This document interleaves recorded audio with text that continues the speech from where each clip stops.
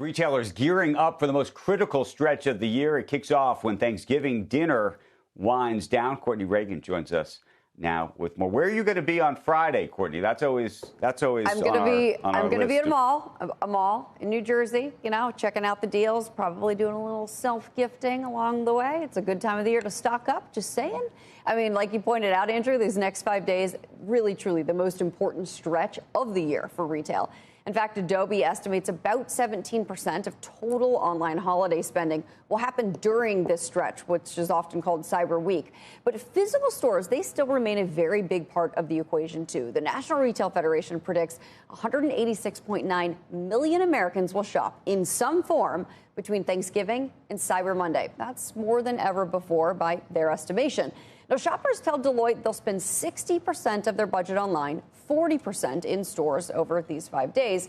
Most retailers are not opening stores on Thanksgiving Day, but they will offer those doorbusters online. So Adobe expects that online sales will grow about 5% on Thursday. And even with the continual rise in online shopping, Black Friday still matters. Shoppers are motivated first by deals and then by tradition. Black Friday is forecast to be the biggest in-store shopping day of the year, according to traffic counting firms Insermatic and Retail Next. Gen Z will be the most enthusiastic cohort.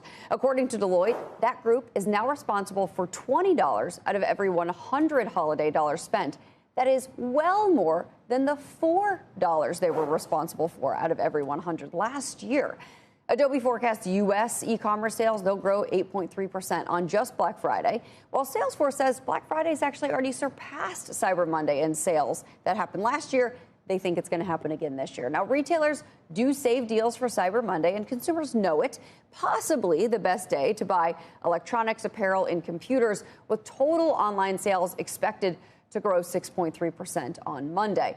Now, consumers may feel less confident this holiday season based on economic surveys, but they're buying, even if, our favorite word in retail lately, choiceful. According to at least executives from Best Buy, Dick's Sporting Goods, Kohl's, Gap, and others, when there's perceived value, and that's more than just price, shoppers are motivated to buy.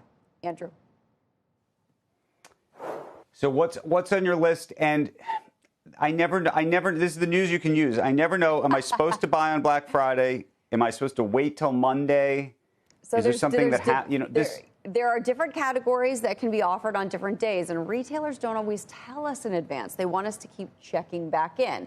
Generally, not in every category or every item, but electronics are priced very well on Cyber Monday. That doesn't mean they're not priced well on Black Friday. Black Friday is also known for stores that don't traditionally have full store sales to have them. I'm going to give an example of an H&M, for example. You don't usually see a percentage off that's store-wide there. You do often see it on a Black Friday. So apparel is a good one. But also things like health and beauty. I mean, there are things that women buy a couple times a year, often very, very good prices on Black Friday. So why not stock up and buy it now? Toys, too, really big category. What percentage of sales total do you think will be online versus in-store when we look at this and we go back? And then if we look 10 years ago, what would have it been?